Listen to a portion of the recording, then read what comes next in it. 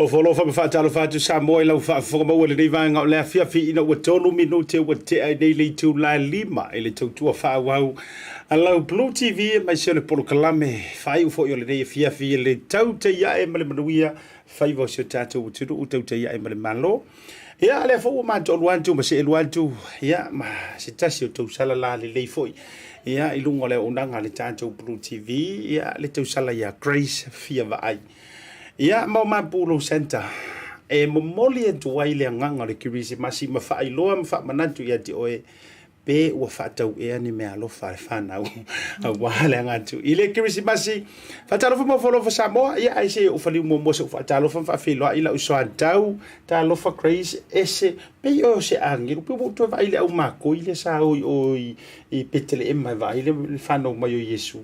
Oh, stop it, Asiata talo, falawa lauto fa Asiata.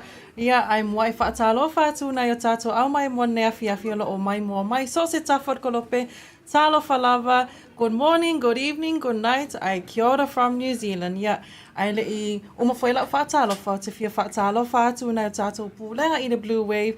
Lau sunga Ryan, le producer, fa apea fo Ipea, Hannah, ia Daisy, Manuia, Rosary, ia Kent, ia ma lau susunga pule ali ia lau susunga a fionga Martin anai whaatalo whaatu. Ia, le na, maro le sai fo lau Samoa, I oe wa vai atu. O le wingo lau tala, o le matele ma whatalo, whaelanga o lau vai atu, mungi ala mkalari, Grace. Io e le center he. O toi mana tua ia so fo I o whaitala o kirisi masi. Io e. O le ala u pati sa tele na play ya so I o kirisi masi taimi fo whaikala fo I o le whanau mo Yesu. O le ala u pati sa masainga play. Ia ui lofo I Asiata, o le pat au le leia o Malia. Ia, oe. Pe kau whaau ia whia o ngasa ia. Aia. O au la, sa tele e lua pat sa tele na tofi ia. O lea. E tele, o isi taimi e tele na whaai o sefa. Oh. A orisi foi la kaimi. E tele na avea uma matupu foi le leo he rota. Ke rola, o isi kaimi. O aso ia, a taimi o lai titi. Whela utala o lai kikia. O tele I roa tele le leanga tele o tofinga leo he rota. Ai, lucky oe ngai e tofinga. Au si tofinga, ia. E o fo I lea. Ia, o isi kaimi sa whaia uma mamoi. Ia, ai kei roe I le tofinga sa o mo o ke fia manga awa ia. Olea. Ai langa I whengetana le I maua le mawhaina mai naso. No fia avea ma pepe o Yesu. Oh, ka. No mana o isi ia o e Maria. Maria. Ia ai o folo fa Samoa fa jalo fa tu le vanga o la fia fi I le tautua. Ma le undanga la Blue TV o tau sisi mai ia ona ole vai tau o a Sofia fia. Ma le anga antu le kirisi masi. Le ala fo ilea e le ia sisi fa ilo e ta o tuai ma fa ilo tuai ua ta le kirisi masi na ilo le fai o lo puro. Pulo, sa o lea. E se au leo ma pulo, lea fia. Tonu lava. Tu o ila malo la e malo pule tasi e me se o le man nei o lo na sina malo na fai. Whaftai Asiata, whaftai lava ia le tasi nei. Au mai mamau lava I Samoa. Mana ia mantango fie. Ia ai o sa mawhainga Samoa no atuia whaatini o tausala e le ngafa tauli baina so maha leo vai ma le tausala ma le tō fine ia Grace I lunga o le porokalame le nei vaenga o le afiafi. Ia ai mamoli atu o malo whaanga mao folo whantu. Ia mama wha malo atu ia ti o tō malava. Ia au mawhaiora maua le tātou porokalame wo mapaanga mai ale Blue TV le nei vaenga o le afiafi. Malo ngā lului. Malo le tautua ainga. A matal ta fatalo fa Grace ia I whawhianga inga mawhio I o le tala le initiative fatalo fa nei taimi. E whaatalo whaatu I la sunga le sana, whaapea fo I Taupea lo o ngā Louella lo I Tauranga. Ia whaapea fo I o nā yo tātou whawhiangai ngam whatutua I so se whatawhai taulanga. Tālo whalawa, sorry, wo le mau atu tau ingoa ia. E mwai whaatalo whaatu la sunga, ia te auto umalawa. Na lo ia o folo fantu inisi o utou o lo faia le faiva fo I lea o le nofo fali. Oi. Mana tua fo I Grace e tele ai na tau le ano le to tele fo I o tātou le o whainga luenga. I kiri ala inga o aku le fale oke ina I tangata I nofo le whainga luenga. Ai mai se ona tātou tina a e le whaingo fia siata. Le nā tonu lava. o moli la fa malo ma fa tele mas ka paki la ngai le faingo fie le alu o ele tele te fainga lu ai le faingo fie le usu le tai au ala e faile le tamo fitanga matua ia faile kilingi o fale va tu le fafonga Samoa Grace ai foi tamaiti ia ta penanga tamaiti va ainga tamaiti ia na donua io e uma e waka ki ngai malu ma fofa a talo fa joy ia te toma ia ai le fangaroina wo ma pa anga mai ale tanto por kalame io ale Tautai A'e io so vai ku ngore va mai lunga le sio ila to sa ma to no ngel malai va lele wa uma ta o Grace la u tama i le no ro to malai va lele fo le fe lo ai malai ta to te tofit au tu fa talo fa bo mo tua e le vainga le ia le mafuta ma le vainga o le fiafi tu po mo ofo o i talo fa lava ia o tina me voi tu po mo ofo lo mau manuma ia le mafuta mai le vainga o le fiafia me se foi la si uso ia me fi pito bao ka ko ngale le nga mafita wena nei o malai va le la nga fu ke le nga fa le ia sunga ia me fiu e no fo male e fiu e la fi e no fo male tu fine o le si kama ka alo vela te tu fitu sunga ia va fa ese a pelu maliko okay le kapkengi le masta le amo mo le kelle nga kongi le limar ko inga wasiwa o siona tu finela le lai mau paolo ai pe tia vai ia le sunga ia Matthew Pitofau le lai ma fa kawi ngel mala vale ai va ai la ia ile Pisi o Fiavaai. O tui ona tofia. Ia malo na me Matthew. Ia. Nga kua na le tua le o le to lua nei malai valele. O man le tu tapenga le malanga le tua na. Ye vai ngal fa pe ia o ko lua fa. Tai before ia kula ia tai. Solo le afu. Ia lau tu nana ia. O manuia fo inga. Ia le na fatalo fatu ia te le uso ile vanga o le fiafi ia ai le kata ile shout out to Hannah io Smith talo fala biggest fans el tapo kalam e ia nga ongi ngai toa sa we ia fatalo fa mo follow fatu tai sisi fa tai mafuta mai te le tausi pol to fine foi le mafuta mai na I Sydney Australia ma le tutonga fata tamati ia ai le kata foi le o tau malantou niko le mafuta mai le vanga o le fiafi manisi na foi la tau lungo le YouTube Grace to tele foi tatu fancy lungo le tatu YouTube fa ona mafuta mai le tai mai le fiafi na vai atu la ulai lang fai mangai le malai vale no vai atu ai o te fiafa ma lo atu ai o Asiata ma lo la ma na ele live la officially ma la ia tatu au tai tau fitu ia mana ia langa le we officially tonu mai vainga le na fiafa isa tala o ke fai yaku o kamaka alo ia tātou eva ai ai ngai sa wala te tala o le mene o le camera fa la po atangata o taimi nei fa mo le mole ele o ma kingo ia no vai la como me fia o skinny o le mo tala o no ton nei o vai la uri ngo men mara vale so winky en kama kanga ia le kanga kala le oi foi le fai langa head kia Scanlan post Scanlan tu ole ole makua malolo a foi lelo o kingo lauri ole tino la iti foi le ai sa ole atala Asiata e lai titi ai ma ini ia ole o kamalaya ele ma ini ai lai titi ai ma ini o mori la fa malo le fionga mo le tele io si fianga loto manuia lava fia ia le fionga le faia onga sunga le faia onga por coach le tatu au mo fa la no te felo e tuai ina o mai ele live ia le tutsi sila mai tatu watai ia na felo ia tuai le e wa vai sa o mai on mai le sa no I fa kapo kalami na mo foi neva no e felo e tuai na inisio tamafana uma io tatu au ia le sunga ia maliko le ala o fata lofa ia ele kangaka le o a Peru va fa ia oi Asiata le ka kongu ale o vai la ai o paula no tanga tau te fatu e tino e kingo le lei sa e kingo le ia te mai ti matamatang Ia o whaatalo fo i mo o whailo ai kakarenga kono puar polo len tatou malo ya Afrika ioi le o whailo ai foi ia ma nei ala va foi le tulanga le wingo la utala fa fitai ya loma tama fana o se tatou a tunu whailo ai foi le sunga le whaia o ngana lango ya tau sa fa ma honi la milo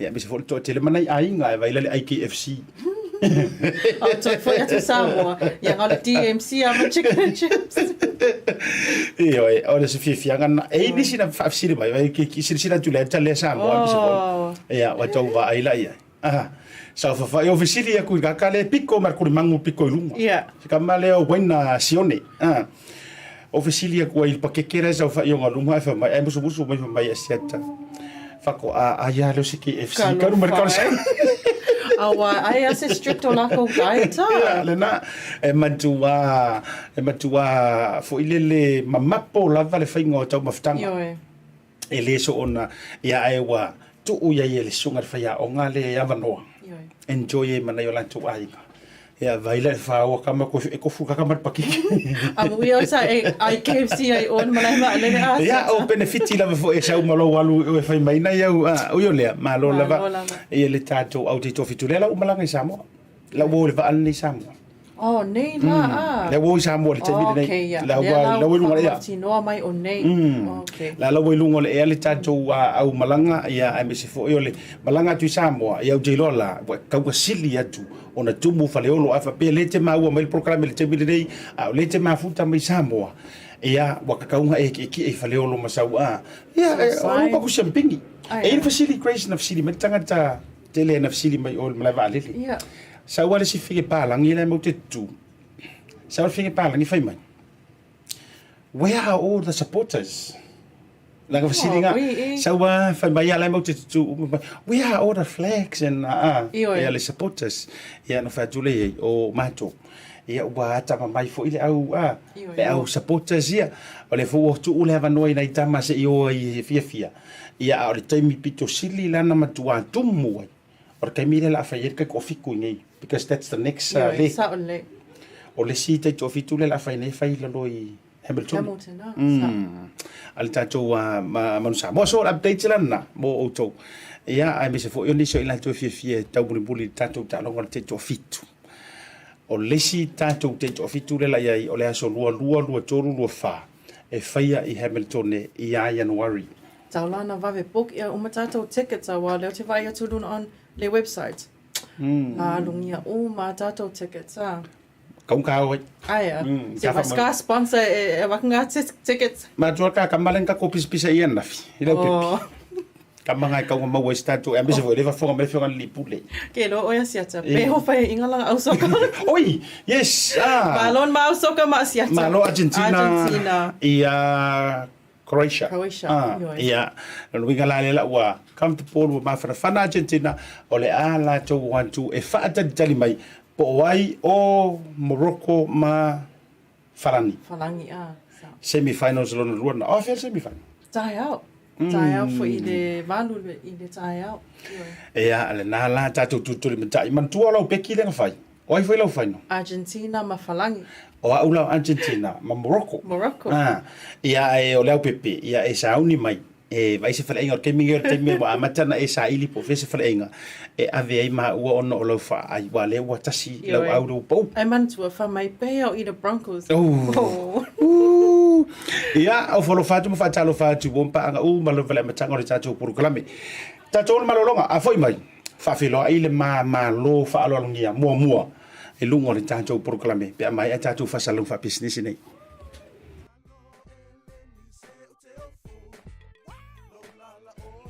a faia te mo mia o loa mai Samoa manisi o atu moto le Pacifica e peio fiti matonga e na o le tasi lava le marketi te mo mia le Tasi Market. Tasi Market e le ngata i fua whatoanga e maua fo i a fee maisi me tau mafa mai le moana. E peia ona ufa yati e te maua uma o loa mai atu moto le Pacifica o le talo le te sila mai ai numero tasi lea o loa sa palai mai le atu o fiti ako karongi we fo ia yasoi maua foi le umala mai tonga e le gata ilea mo ila tau fia le tatou tama o le fai e te maua umala vai Tasi Market ai fa fetu langa o fa lave e sa o lelei e maua tātou pusa pisupo tu ai ngā lelei ia leo le pama le ngata fo ilea maua pusa moa i so si tu ai ngā sizes fa pe fo ila ka ko pusa siu pipi anse mai ngar ka pusa siu ngar fa mole atai tama ia mo fa la vergata fo ileo pusa pepe i le Tasi Market E maua fo'i ipu mo whaalavlave in bulk i le Tasi Market. ia le nā Samoa a mai ala ona fai umalau whaatau i nei le ounanga le Tasi Market aua nei e tu mui ai alofa i nei o tātou ai ngai Samoa o le whea ngai Markoviti e iai fo i le lātou o ounanga ua tā ua le MoneyGram e lafo ai tupe mo ai ngai Samoa e le ngata o nisi o atu motu le Pasifika e tasi lava le no fuanga i te whai ai tūranga uma nei le Tasi Market fale o loi Messi Road i West Auckland a le ngata i leo Papakura i South Auckland. Can you be my wife?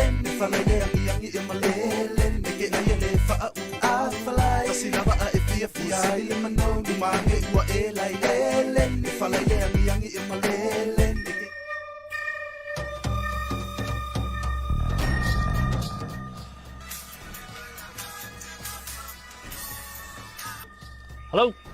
Happy birthday, Us! Yeah, happy birthday din ko makiva.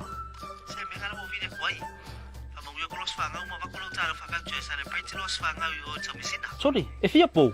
Sorry. Nga me kasi los fanga o si be po. Uso, fan yung ko kong member of fufu. Yeah, okay, so ifo. Pauso. Thanks, sis. Send love to the family. Okay, bro. I love you. Love you. Maroso. Oh, talo ko welcome to Thomasin. Maro. Be mo. Talo from Bacha.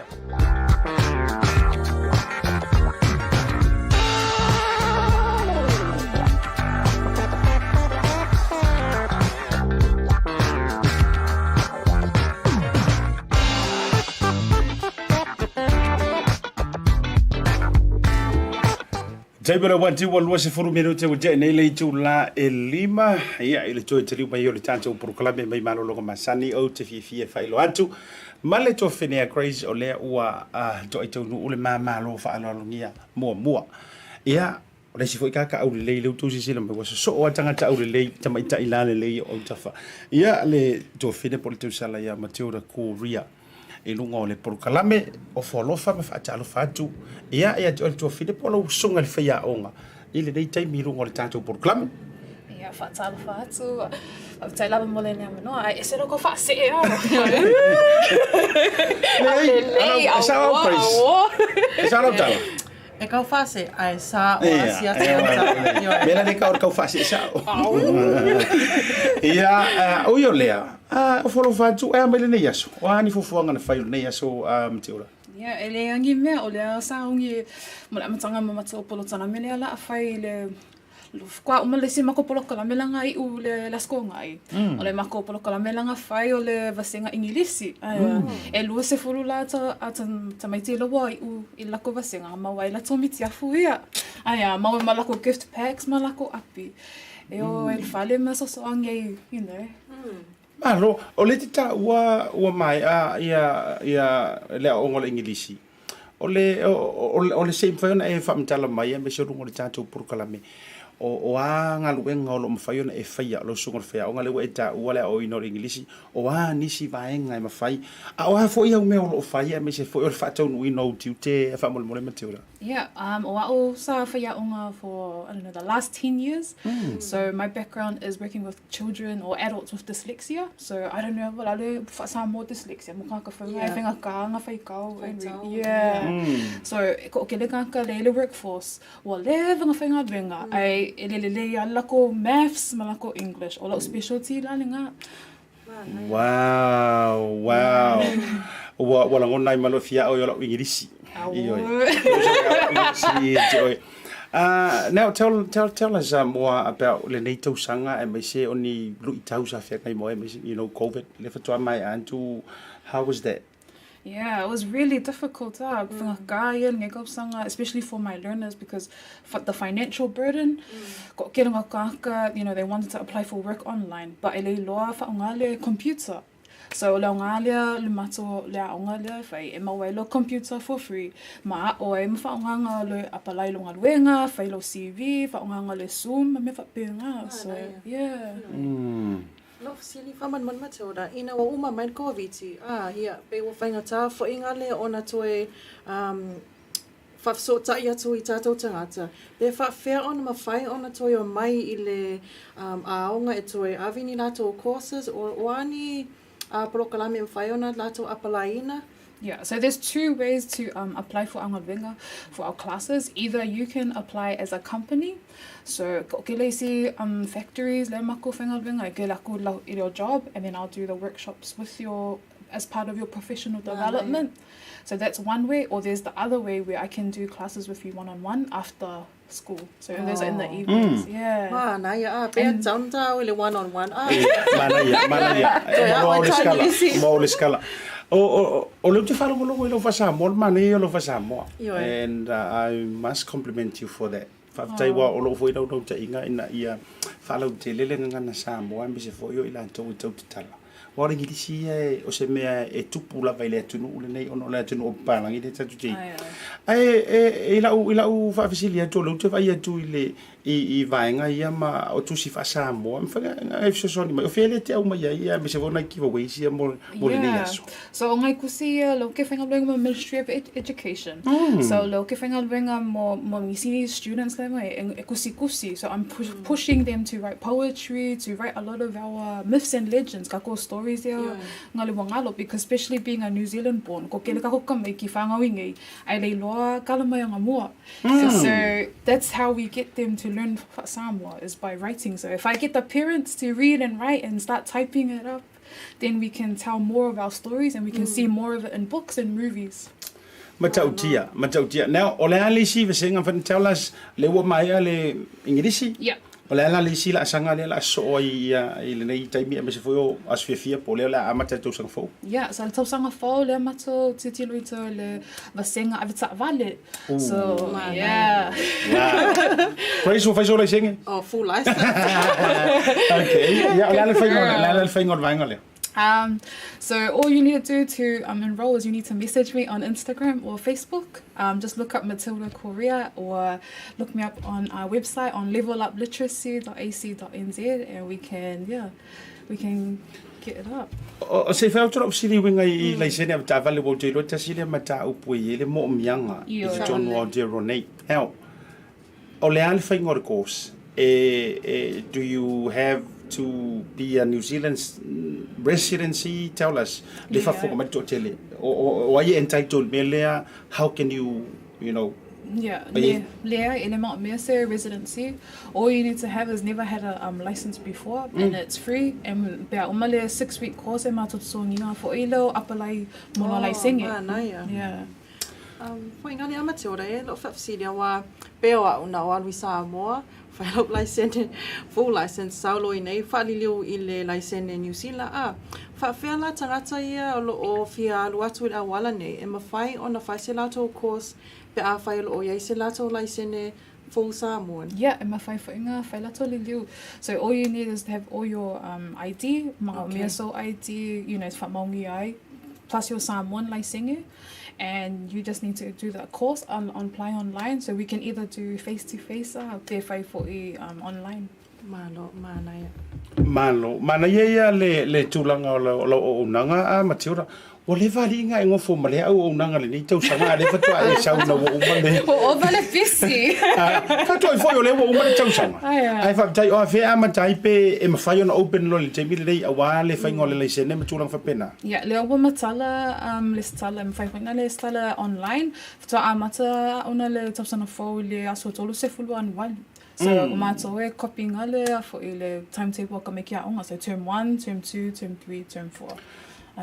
So if you miss in January, there's always the next one.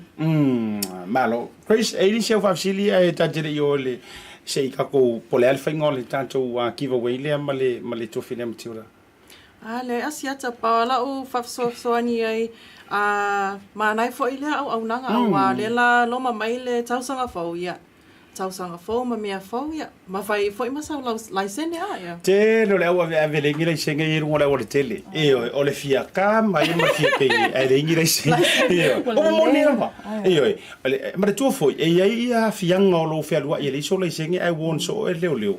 E ave malau ta vali. E lo kai le ta vali.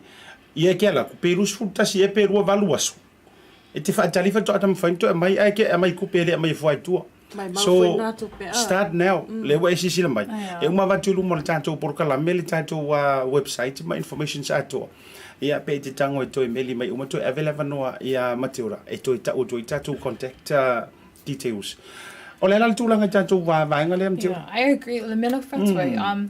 This is free. It's not going to be free forever. Yes. I just want to, A free, but not forever. Yeah. So this is your time. Your opportunity to make the most of it. Lena tonu lava. Ia, lutu vai atu mai mitia fuia e nisi mana o pete mana o fai el kiva wai el tātou porkalame Matilda. Yeah, pule lava. Lua po lale whainga le lua prices. Ia, lava per whainga. Ole ave ma. Ole whaingo fie i ora kako se. Ia, ia, le lai te tiro mai e uma e te tango. Le la ta ua tu e Matilda ia le lanto o unanga ma le contact details. O le tangata e moko mengi mai runga i o le asa wele stala. Iyo e te maua miki a fulea. Vai ai. No wingala.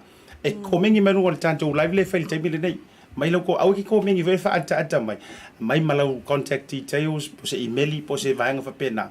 E malai once e complete tu e Matilda sa olava.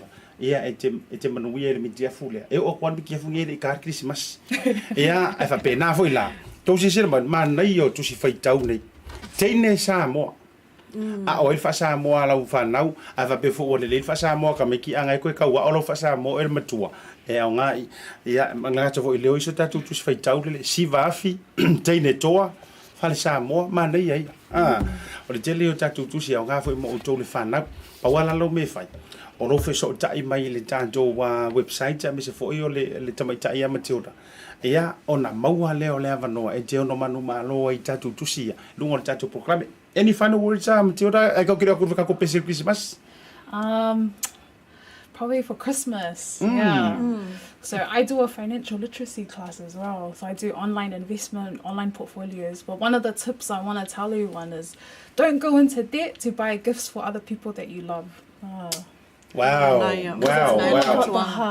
Manaya. Can you just say that again in English? So ma fa fa Samoa ngale leila veton fa Samoa. Ole don't go into debt because to show like your love for someone. So awale afterpay, awale aika lafu, awale credit card. Na lo winga fa Samoa. Aua e te alu e te aita lafu ina ia I lo walofa si tangata. No winga awa e uma lo walofa. Ai amo o e sa ka o kongi ngol ai tala. Mana ia fotuanga mana tua. O le fotuanga va tu mo e pule o ia. Wa ele ko e mai ai ko la no nga wale vanga e pa. Ai mese ala wata wa ka o ma fon melia. Ai mese la te lo tamai le la manga o kengi yoi. Iyo kai mi vela ngai kengi. Oh, I want my ring from Michael Hill and my earrings from Red Hill. So you don't vale fo, marke fongi 14. Na tonua au te suru no no faina mea. Awa uma enga fa pe maltene le ai aru nga anto o fa tau ngo me u yo le. Ma wala me alo fale me vele mana ya. Education is power. Sau e failo le sene e faifua. Iyo ele umi fo ile avano e faifua ai ma wala avano. O ata tu contact details fa mo le fa tau ru tatu fa tano. Yeah, so it's just www.levelupliteracy.ac.nz. Yeah, lena e te alula online. Iyo e te fa tau no ile vaenga le ise numero telefoni phone so tai mai. Yeah, and if I find I text my ole 021 0837 9636. Na I would text level 4. Yeah, I text you to me sa. Okay, mori fa maroma fa tele e enjoy to fine. Yeah, maar we for the Christmas mal to sa fo continue what you're good at. Thank you. Well done. Ele tautu ino tantu community se me se fo tanga tanu o Samoa. Tatu pesele pa ta to pesele mo amaya. Ole asa riska ko kengi. Au lele. Ar kamalale. E mo male aya ka ko lunga I tanto proclame. Pe mai al tanto pesele.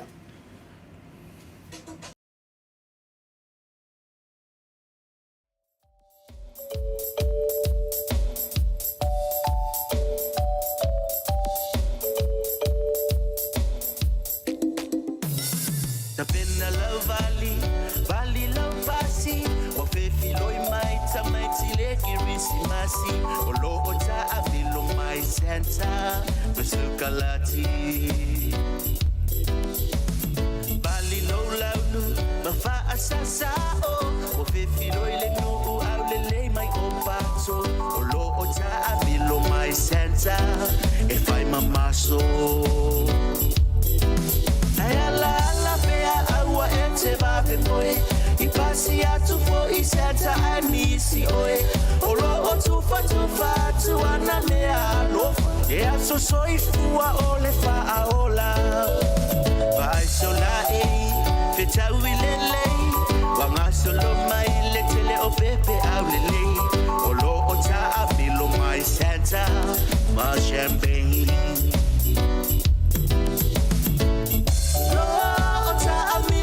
Santa, wala ba ito siyo? O Santa Claus, may lunga o Samoa. Lord, taamilo may Santa, wala ba ito siyo? O Santa Claus, may lunga o Samoa.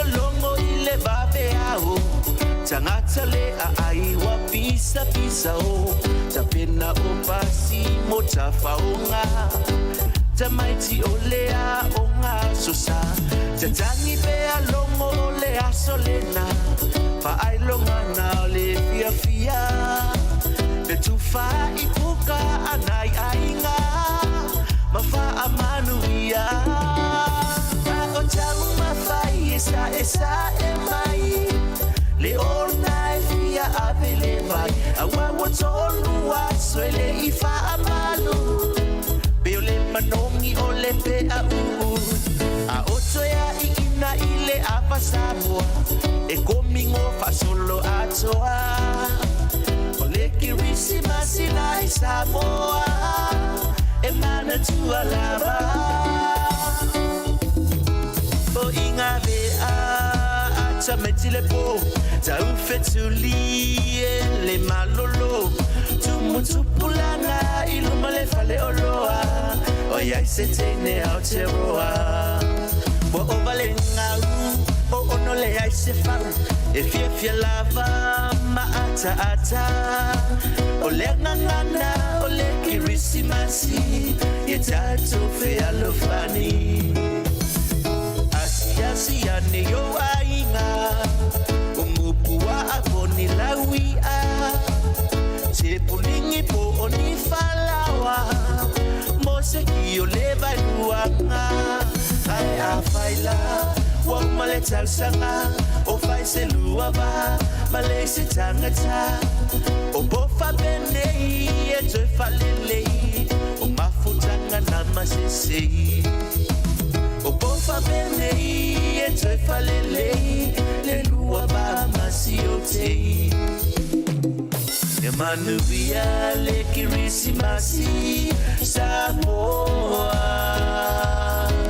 Emanuia le kirisimasi Samoa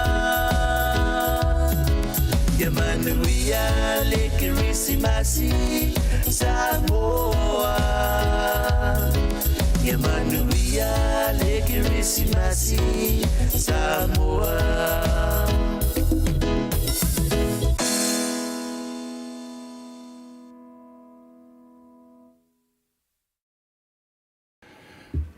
Taibara wanti le o tolu se fono male varo minuto te dele tu la elima ele tu tua male unanga lo Blue TV e mesel proclame le Tautai A'e. Le o toi foi mai proclame o tu se mai o iluma neo center ia cupcakes. Fia fai lo anto le manto fatasi ia ma se tasi foi.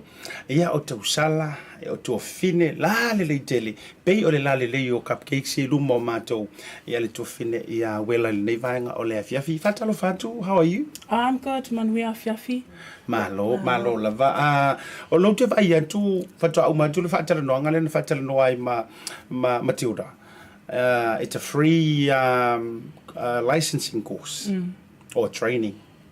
Alela wa isa O ke fia gula le free le o le free food. Free cupcakes. Can't go wrong. Ioi. Malo, now, tell us about yourself. And especially le tūlanga o le tomai le wea o le ngau singa o tātou cupcakes ma vanga whapena. Yeah, o lo ingo a whaftai te lava Asiata and Grace. O le awa noa, ia o lo ingo o Louella, po o Wella foi.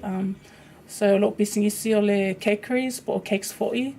And what we specialize in is making cakes for any occasions, as well as catering for events.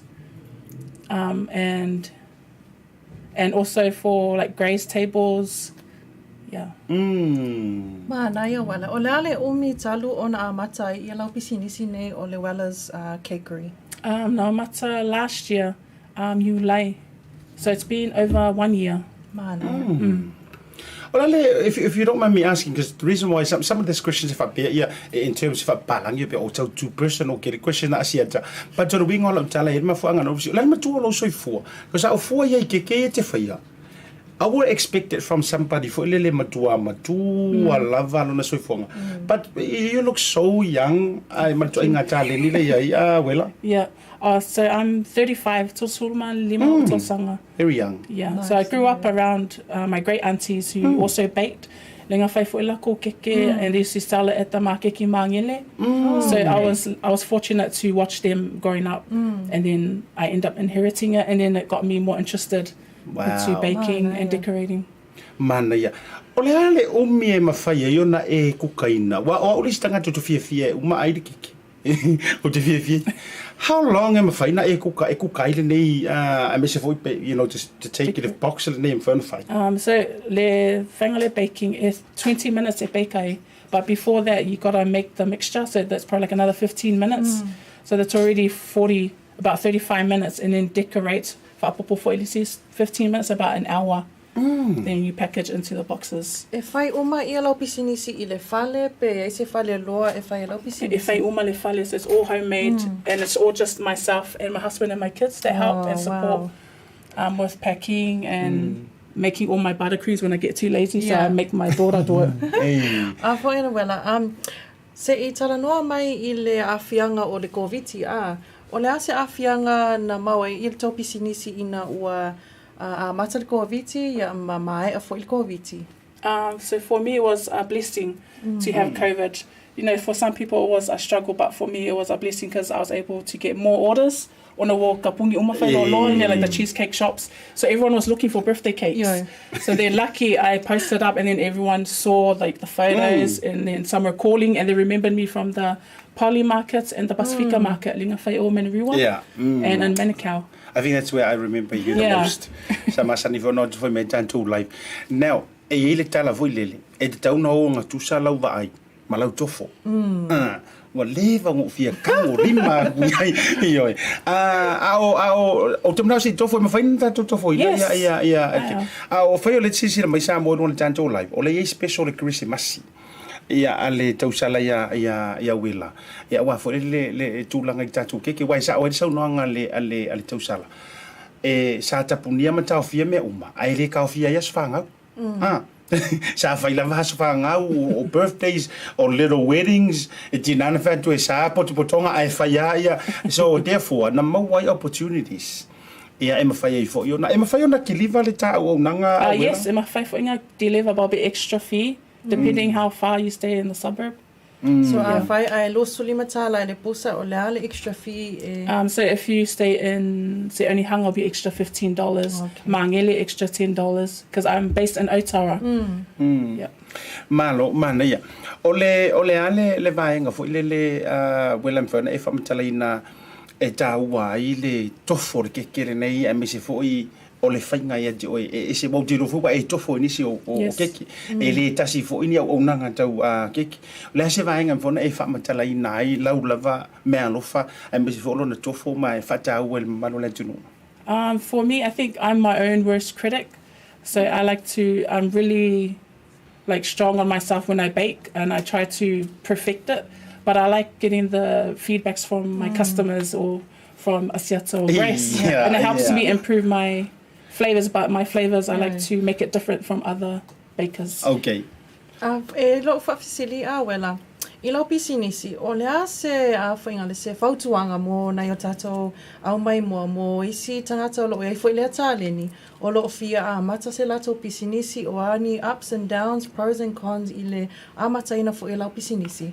So the hardest parts for when you start your own business, the easiest part is starting it. The hard part is being consistent and being a one-person company, like employee for yourself. It's really hard to try and do everything because not only do you bake and you decorate, but you got to buy the supplies and you got to look for cake toppers and packaging, and then there's petrol going. So there's a lot of barriers, but don't let the barriers stop you from opening your business and proceeding, because then it's also a secondary income to help our families, because now times are tough. And, you know, finance is really hard for everybody now. So it's good to have this as like a secondary income, especially like our kids can learn, our stay-at-home moms, our dads, even teenagers. So it will help the families out. Mana Wow. E Asiata, o te vai atu I lau tofa makwai e Folasa I le cupcake ia. Vai le plus le woman to ale to ai le ai ke ngon tanto number 1. Mana. O ia la tala. Ole matua kaunga e ko fo crazy fo to Ryan se to fo Say uma to better camera say uma to ai ona I ole vai ta wa le fa tu la tala le a Wella. O te fia o ke fia me ia o ke piki fo. E lo re to rua le fa no me te min nei. Ke lo fa kwa mo mai ya e telefo ia company is masana no man to o mai e fa nga ya so fa na. Do you know what I like about this? Lo fia ia ile ilona ile anole. Ole moist le sa ele matutu ele over fo ile le weisi ke ko fo nga pe over fifeki. E tūlanga whapena o lesi pei e tū mari fo ilele. Mana ia. It's just so nice, so perfect. That's good. Ila utofo. O ani au corporate functions wa whaea ina I lau pisinisi po So last week I was fortunate enough to cater for my sister Matilda Koria's literacy graduation they had last week on Saturday. So I was able to do like a full catering grace table. So I was able to do light finger food and me mama, and then also add in my cupcakes and trifles and desserts. So I've catered for that. I've also catered for weddings and birthdays, mainly church functions as well. Yeah. Okay. O le ale to inga te leo ke mawhaiona e whaia. Mana tu ei whai poi ponga fo I 20 fonga whale ma o le ale e mawhaiona keita e ta uare to inga te lele na ma to inga function te telefo ina le Wella. Yes, so I'll be able to, because I think the most I've done was 20 belos furukeke, the most I've done. Yeah, but I love challenges. I love when people give me a challenge, because then it strives me more to try and produce, and then it helps to expose my name out. So, yeah. Mana ia. Te lo ni so to te le lai mata mai pa wan me lau fifsili mai Wella. Where can they find you? Where can they buy it, and how much? O le ase range. Prices range and ona whailo el malu te lo tunu fa mon Yeah, so our Christmas special we have for our cupcakes is normally 12 for 40, but because if you say the special word Bluwave TV, mention that and you will get a $10 discount off your cupcakes. So it'll be 12 for 30 for Christmas, which will end on the 24th. And our cakes range from like $100 up. Depending on the style, because I also do Pacifica design prints and also make customized shoe cakes. Yeah, nice. That was one of my questions. If you've seen it twice, and find if I keke according to my whatever I want. Yes. So I've had a few people come and send pictures of cakes, and then I will copy and then do the same, but I'll just add something different just so it's not exactly the same. Yeah. O le time frame e te tau o na watu ai lau o Taupea fia mana o ta ia sau keke. At least a week minimum. 1 week. But nothing under a week. But if you're really, really loving and give extra, I can work something. Extra. Okay. At least ole we fa foka bai e mawala le pa u. Pe ka ngoi ka u le Blue TV. Ta u vol prokalamele fa yer prokalamele sa ul tama u le na u po na fa na polo Santa Martin e Leo Grace. Mention that mawala special. I'm telling you ele sela utala lu te o kuayanga uma ia cupcakes ia ono lay off lay your camera le malumo manto Ma nei o le tofo ma nei ai me se fo o le fitaui malona Somalie, mai se fo o le kulimi le iai. Le mapale ni mo e ia Wella, any final words le tulanga o le unanga? Sorry, you can also find us at the Poly Market. We're back on this Friday. Oh yes. Yes, at the Manukau, 1 to Irirangi Drive, at the sports, the tennis club. Le me tonu ale sa fai le Polyfest. Yes, from 6 till 10. 6 till 10. Yep, this Friday. So it's the last one before Christmas, so we're doing it once a month. Okay. So come try all the different flavors because I have cocoa bowls. So it's one of my other signature desserts, and I also have Tautai cheesecake. So it's another different one. Oh, I love Tautai. I love so I got all Tautai. different, and then I do like a watermelon Tautai cheesecake. I will definitely see you this Friday. Yes. Yeah, definitely. Yeah. Okay. Well, whaftaitele lava, eise numera Wella yes. You can call me on 021 089 49919. Or also on Facebook under Wella's Cakery or Instagram under Wella. Wow. Nice. Yeah. Wella. Wow, what a cake. Yeah. Tato malolonga. Wauta programa pe mai al tato fasalong fa business nei.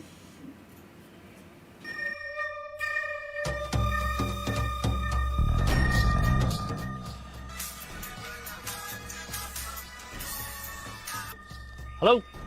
Happy birthday, Us! Yeah, happy birthday di mo kwa makiva. Se me kana mo vile kwai.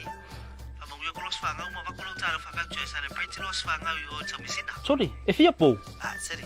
Anga me kasi los fanga of sin PV. Uso, fang yung kokongi member fufu. Yeah, okay, so for. Pauso. Thanks, sis. Send love to the family. Okay, bro. I love you. Love you. Maloso. Oh, talo ko, welcome to Thomasin. Maro. Pemo. Talo from Pacha.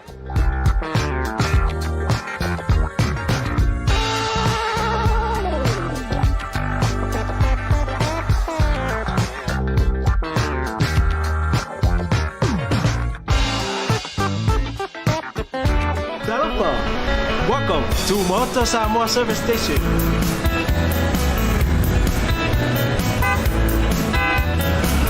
Talofa! Talofa! Talofa! Talofa! Talofa! Talofa! Talofa! Talofa! Talofa! Ua iai foi au nanga I lunga al Pacific 40 ma le maua app. Mo nai tatou ainga o lo alala ia tulu mau.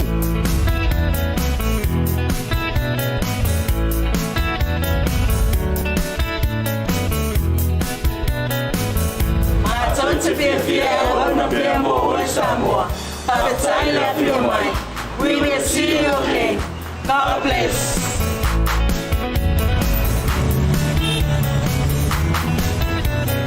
Ngale tautua le PacificEzy le masina ato o te sema ma maua I loa wano ai tonu manu malo ai I whaino matupe ta I lua se lautala e wha se fulu o sa mia mo lara whaapitoa mo le kirisi masi e se fulu whailonga I sa ina I venga so tektasi e a fuatu le stona I se fulu o te sema aso se fulu fitu lus fulu wha ma le stona I tolus fulu tasi o te sema ma le tuala na whainga pa anga ma le moana rento si Samoa e te le tavale se ese te fili mai ai e whetau I maso se wha amoe moe mo di si whaamtalanga wala au le PacificEzy I le ovalu se lau o tasi ono po le lua fitu ono fitu iwa fitu wha po le lua fitu ono fitu iwa valu wha ia maru I tele le kirisimasi ainga uma o Samoa whawitei tele le langolango I le reitu sanga PacificEzy o laupa anga mo tupe wha mamoli I Samoa.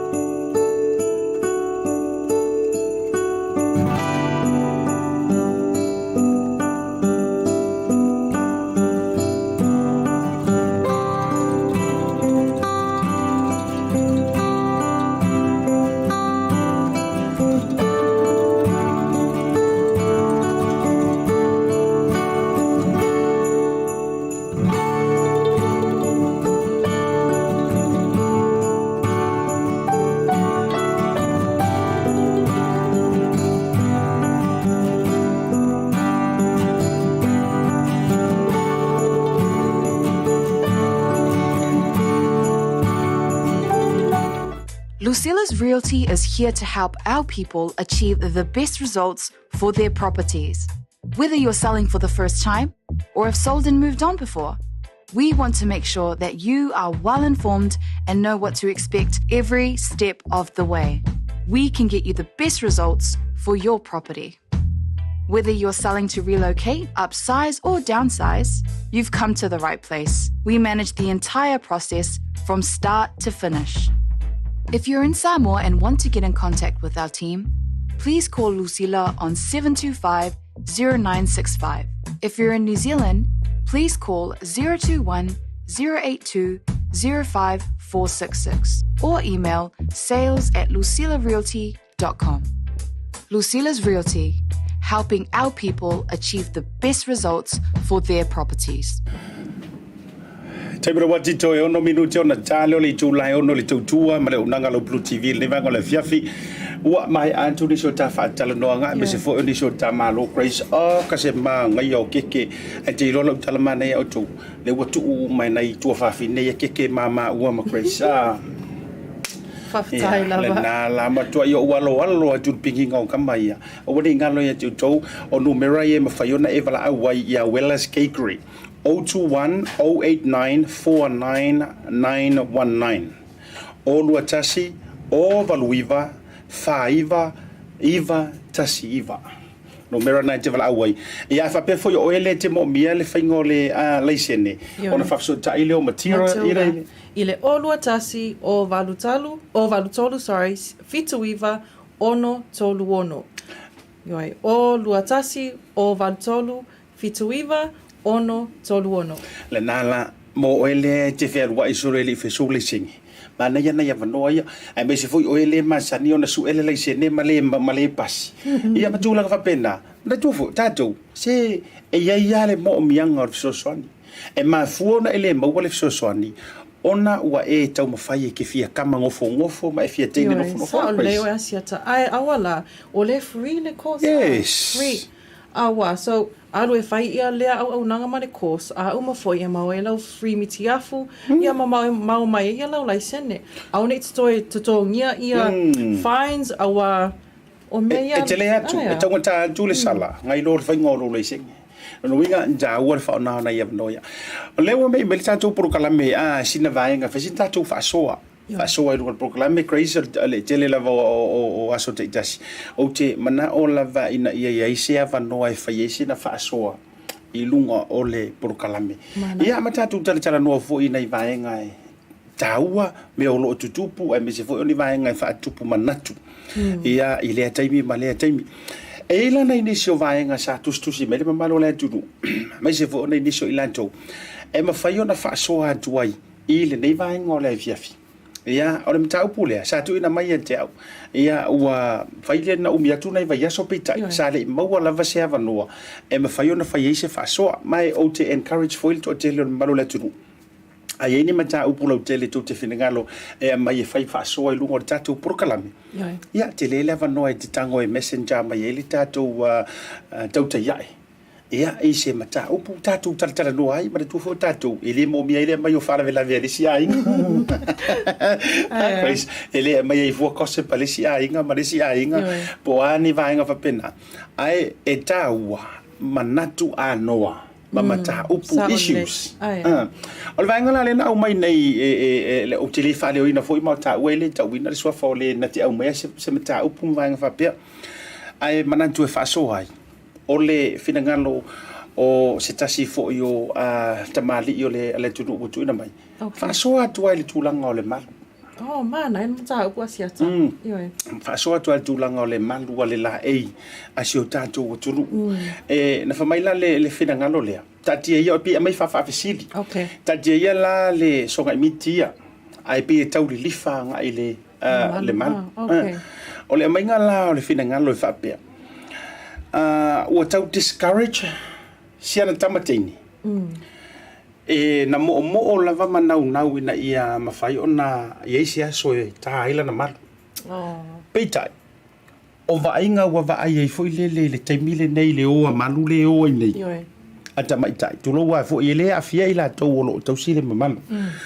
Ai au mai nga la vaenga fo ile fa mai. Ia so se falanga i siva matausala ma me fai wa kele ngale ayudi a o isia malu fo ie wa kasisi runga ie okay ia le au mai lunga le tustu singa wa kasisi ai runga ma hatua fo ia dulo wa fo toya ole le ai mai ongi ie me ona siva di to ia ja fo ia wa fa ia la wa fa ia io a mai le fa facili pe la o tau discourage ia si alo tamai tai le ma fa patient tina a fai la o le fa inga le o le au tonu le ele ai la se tau o tele o le mea ia te au ela la nga wanga luti lo talu la ia Chris ia da tau sanga na kilo ia siata nga uma mai ala nga le luafe se fulu valu taimina o ta i toi ina lea o sulu ape i tua lato fale ta lo la umalu ai na oso fa fo se ila umalu o te alatu le asona e tapua i le simalu ai umai fo ele ita ia oso fa fo se ai o ela le wa suita i vaenga le so fa sina umi ona ta o le se fa ta wala tata no mo il vaenga le fa ta won tatu fa so le se fa ta wala va na ilo to fa alta mai tai na e na wa ilo ai ta la umalu ia fa fatala va mo le fa fisini asiata oa ua lewa na ofiata na ola i titi mai a oa o te sau mai se ainga e tā uma pea mamalu na iaila o moi mitinga ia tā sa o malu ia umala o aonga ia i ulelei o na whatua tāla ia na au mai fo ila i o whautuanga ma whaamanuianga o mātua leala ua whaamanuia i au i le neila ai e se fo i manatu i le neimata au poe a mai asiata au wa ia o au ia o te fia manao e encourage ia si nei alo e awana i discourage i mea o vaai ai o le tangata ia ma le la e ina o lona malu ia e pa ula vailunga ia a fai o le na o le a e saoni atu ta ia o oe lava ma le la e ina how you wear it o le a fo ile mafuanga o e fia tai ia manatua le mafuanga mana ia jele lau fasoa a Grace wa taua o le taua fo ila le ta upule le ta fasoa le anga o le ta te la e ina sa ma o le la e Samoa ia kasia o kama ipea ia na fo te la e le malu ai o le mata upu ia pi tau li fa la vai le malu ai mai se lava le vaenga le wa fa nga te le ai taimi o fa fia fianga ia ai mai se o vaenga fa pena ia ma te le la fo wa fa nga ina o le fasoala ia te ua mese fo i le vaenga o le fiafi wa ufasilia joy Grace ona i le aonga fo i o loo faia i le teimi le nei a le lupe fo i vao ese le anga i tasi le vaenga o loo tau alunga ai tapenanga ma tau mawhainga sia ma tau waonga ina ia mawhai ona mahe ae e le ngata wa tālo fofonga wa e iloa faise mea wa e iloa kaukala wa e iloa fola ngisua wa e iloa fola ngi whaloa longa wa e iloa tufa le ava tufi fola le ava sufi le ava manisi o me fa pena ia ia uma e foi wa ela e pe a fa pea wa fia e lo a inga me se foi o ela vai ai o mai lai to inga vai nga fa pea ile fa nga ina ma de tuala o le malu la vai e na te sila fia fo ia puipuia ma ia malu puipuia o le winga nga e lua winga o le winga lo loto malona winga la tamai pui malu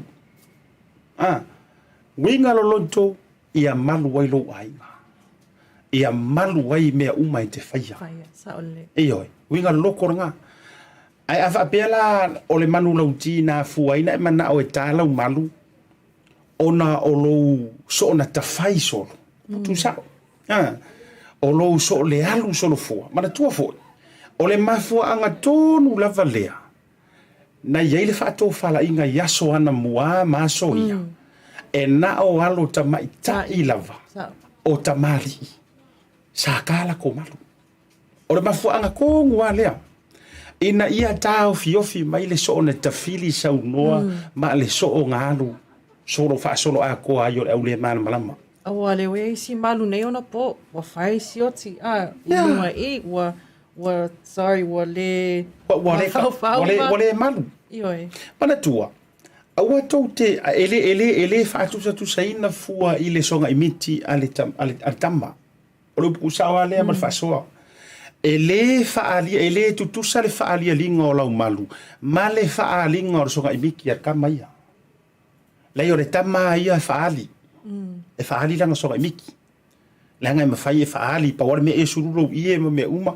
Tala le ofu. Whai e au whiau matulaka uma le whaali. Asiata. Ia. Awa lewa e tā ua mai nei mata upu. O lea e sau fina ngalo i le description lewa a mai si nei alo e winga fo i le pe a whaifianga a. O lea sau manatu. E tā ua le sisi longa pe siva ai awane i sisi ale ia le ie. O lea sau manatu i le mata upu. O le fisiri lo mafau vau. O lea mea lenga sisi fua. Ai sea. E se ame alaina e mana o sisi fua. O le o siva Samoa.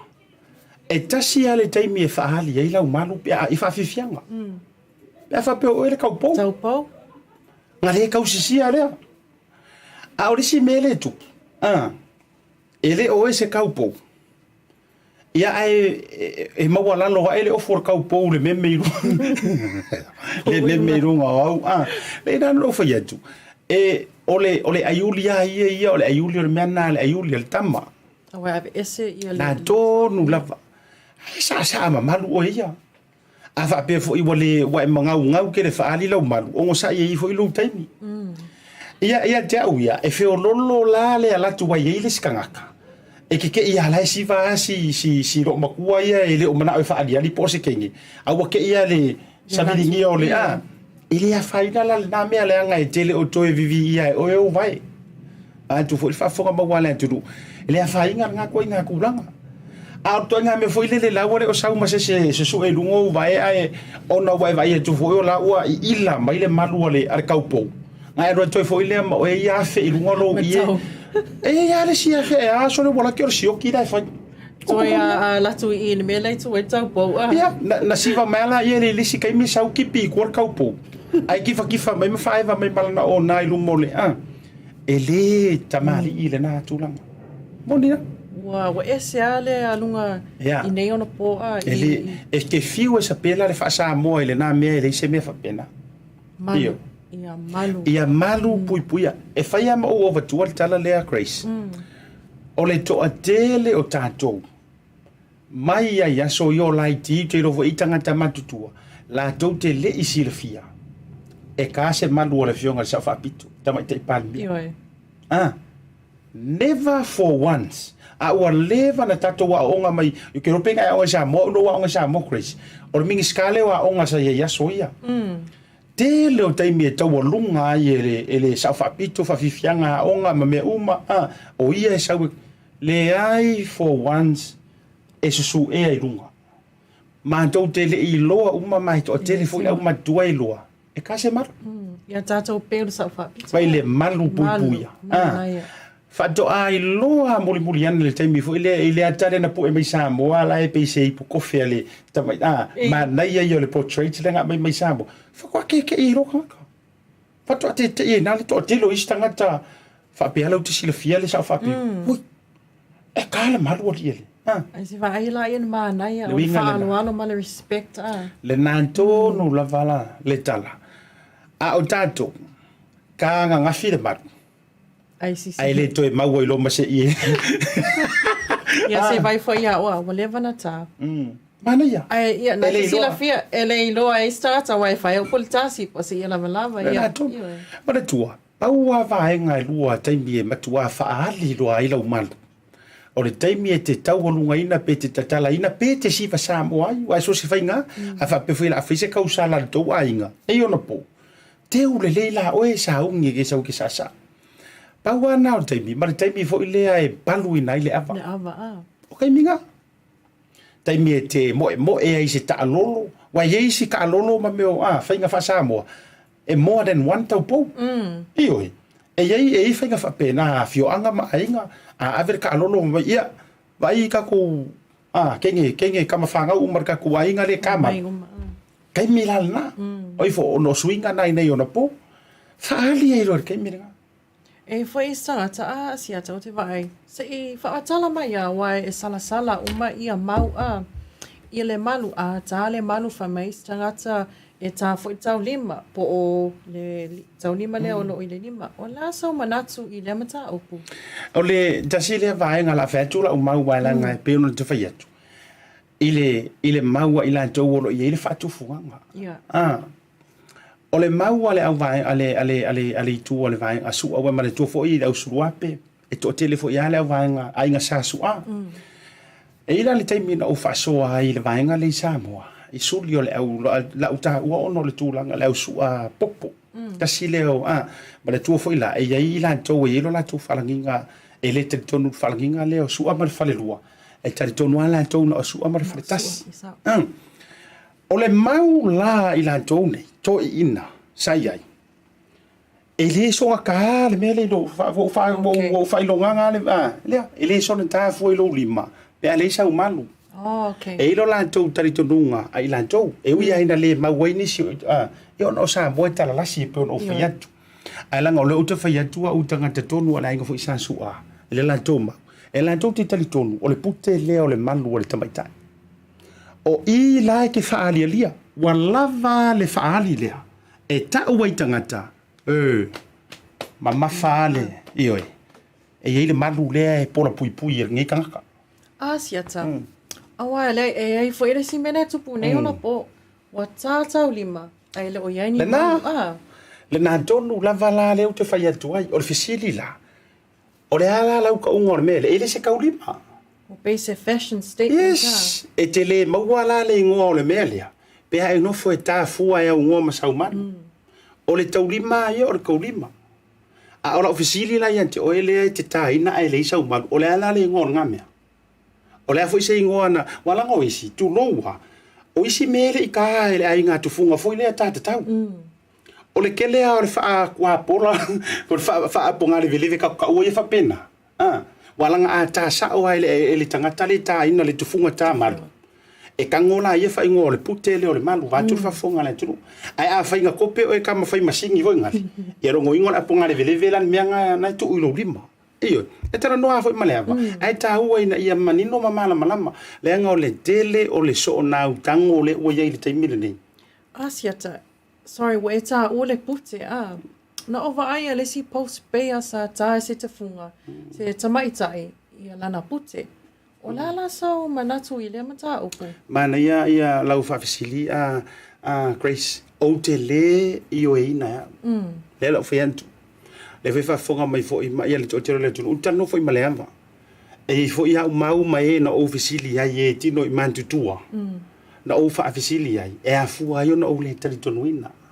Le anga o le winga leo la utala mala umau. O le kengi, e whaasao ona whaali nā tūlanga. O te le I o inga fwese kufunga e sau e kase po ke whapena tūlou an whafonga. I o e sa e lau tūla whono. Wa e soli I nā le vanta puia. E sa. Mana tua fo, ka kukoi fo I la I le pese.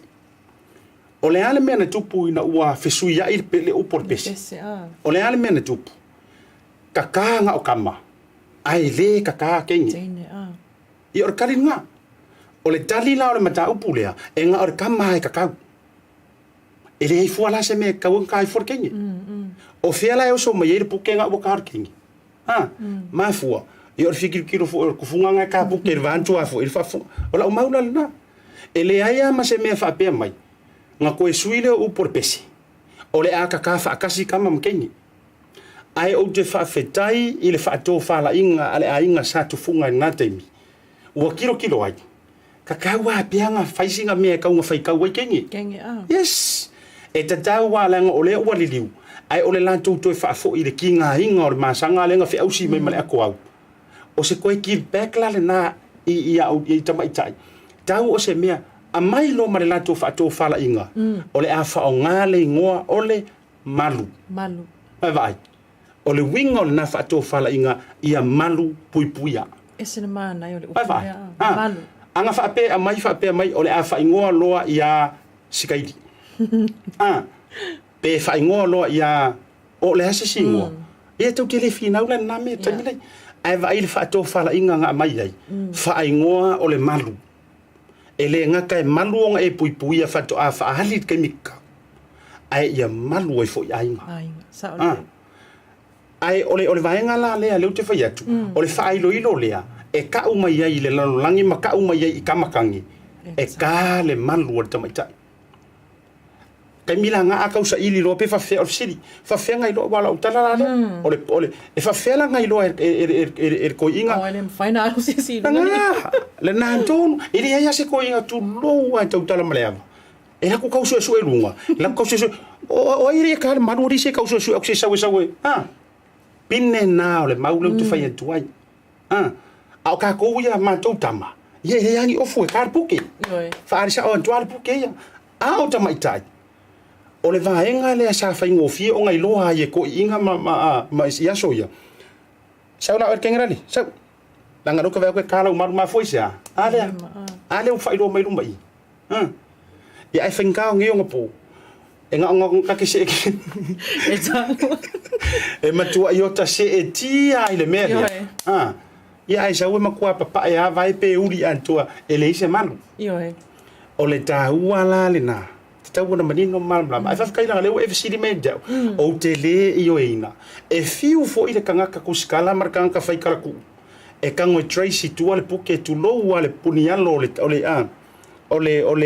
ole tamaita i ta ilona no o te le io ina le anga tasi ala mau ka ko fo ia upor pesi e ka kanga o kama inga o sui upor pesi e le ka kangenge o fiala isa wele maule ka king ia ore kali nga esen mana mata opo wai ese uma mau a foi ngale ia ai mosi alo le fiata ola ese ta ole fautuanga la mana ia la ngole na fa mai te mai lai tu ole tanto anto te ia ia le messenger fa tai foi peno fat te le fai lo le sua fostinale ai ole fa tai lo fa mai te Faafetai foi o lo ia inisio i lantou o loo apo ma apo tiputi an tatou mea sina sa ole e mate talanoa foi ma le ava ma faamalie foi fauonono i lou finagalo o ele le tamaitaʻi le tale malu a le te faapea ua tau tigalo a lou finagalo foi lele se mafaasoa ia a faapea i le tala e masani ai Grace a e ika logoiga lau o ele te yes tau si mamalu ai o le tualalo mo le afine le awane e musu fua o le awane e musu ia awe te musu fua e faauau ia e iloa tino ma e iloa le taua e mafua ai o la ofisili ale fai matou vasenga ma le aonga o le ale taua e te fia la e iai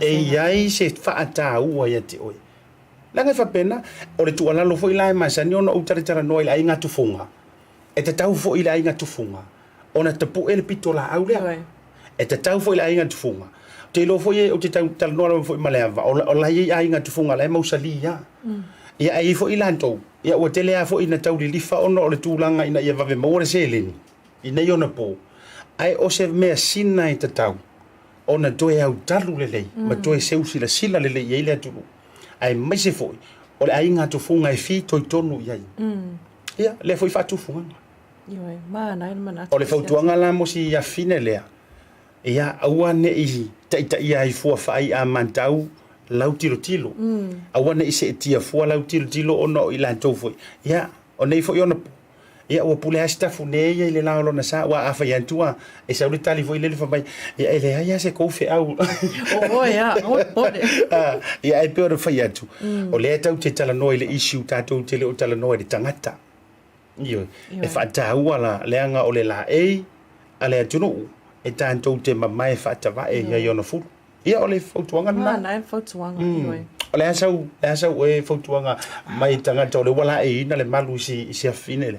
Te roi, walawa ia lau whautuanga. Matua i se lau pasene, wai o fia ai pawasina whaapopo, sau le asiata. Ia awane i e musu e tā o oe a malau whaasino manga o oe e te iloa o oe o le tamaita i Samoa. Ia mane mafua anga o e la e ina i le la e. Ia pui, malu pui a lau malu o oe o le tamaita i Samoa ma lau a inga. Nā tonua. Ia o isi fo ngale o te vai tu pe o fia te la no fai fer matu wa onga tangata umale o mai le onga le nei fa mole o tele mana te sau I tai lo malu o no TikTok. We were five on TikTok in all. Fatu le tele mawala lupe foi va ese maluna o malu te mawai nei le onga lupe foi va ese e sula konga. Ka pese mai malu e le sulanga o le tonga. Ia matulanga pena ia o le taina o tonga e le sura konga uma fo Ioe e loa tu le taimi e fai ai fa lave ma fai ai fe au matulanga o fa lave Samoa malava na ioe langa e o ai lau tu e fai tau ai oe male tu e ir ka vai ku mai se kwa va tu no tu fa vale querer ku o le pisi fe ko fe e foi mai si tangata le wa la e ina le manu ai lo ele oni tangata Samoa Yeah. Tele mau. O te loa. Ia te wa pe no te fai atu. Ona nei ona po wa tele na tatala. Ole mita au foi lea. Pe ana te fai atu. E ka wa e sau no le vanga le ai tau lo ma fau le pese fo ia le ale fionga ia toru ma na ve misilu ki sua. E ila na pese fo ile ale e ilo na fai upo vamba. Ia e pule asu ai lana ato au. Ole winga la tala. Ia it's a total separate issue. Le vaenga lea. Ole tangata le receiving le malu po le pea. Ole tangata le na tau na fai ma malu ona fai va. Ia ole tangata fo ile le uata ona aile ai ma se pikanga ma se sotanga. Ia. E me fai no ta fai atu ta itai e mantuale e se mafu anga te tau i fuana ta. Wala ngai te tau ona e lo alo fa sino manga o le la e. O mesina. O au mesina. Fanua suafa. Malo la e. Fa sino manga. O le fisiri la. A e le ai masou ko ngeki I a eka. O le ala lo fa sino manga I meia. Ia stari pupule na ai to be continue la fasa la so le vaenga lena ai ona ole tantai ia momoli fa malo manga fa tai foi ia Grace il ta fa so le vanga ole fia me se foi o te fa vitai ia o walanga la pe a tu fa pero lima ia fa ngo fia lenga ilo etangata e ta lau lau man ole bumo a wai pole ale fa yo lau ko lima fa ia ko lima I po a uma tu inga pe ai te fa ia ele lo ai e casa o mar na paua le o le fa ilo ilo sa ilo ai e tala o mat afa pela le mo ka ia le ka la e o tau na fa so fu nga tano e fa a to e tau wala na vainga ia to lunga ta po kala mi tatu special se fa ia me se fo tanto ale tatu una ganei me se fo tanto Moana shop ia o ia tanto mitiafu t-shirts e mafai ona e fata wina e fai me alo fai fo mo le Christmas le la to se na mai lungo ni so tanto wanta ia la tu inatu tai tolu so sto inga size tolu sultan lai le mitiafu design o le material le leila fo pe tai ile tanto specials le fata no le tai mile nei pero to se mai ai tolu sultan lai le mitiafu so se tu inga la po ai a lua tiafu e te whaatawina pe siri e tu fo limas fulta la le lua me tiafu tanto special sala na mana tua e ma fai fo ona kiliva ita to aso kiliva ia le uma foi na aso e uma la ne eu foi le fe o kiliva sa wa ne aso ti ia o ngei matai ia e la na ia o felengi ia le talu fo kiliva antu mangele mo fa solo tuai pe mai al proclame ona waru ton wa fa mele live all tai to fitu termina sa tau no ole fela kiliva se vai lá ia ai fa tai dia tau le wina o tanto kiliva e mafai ona e meli mai messenger mai pete ko meni mai lungo tanto live po lungo tanto YouTube channel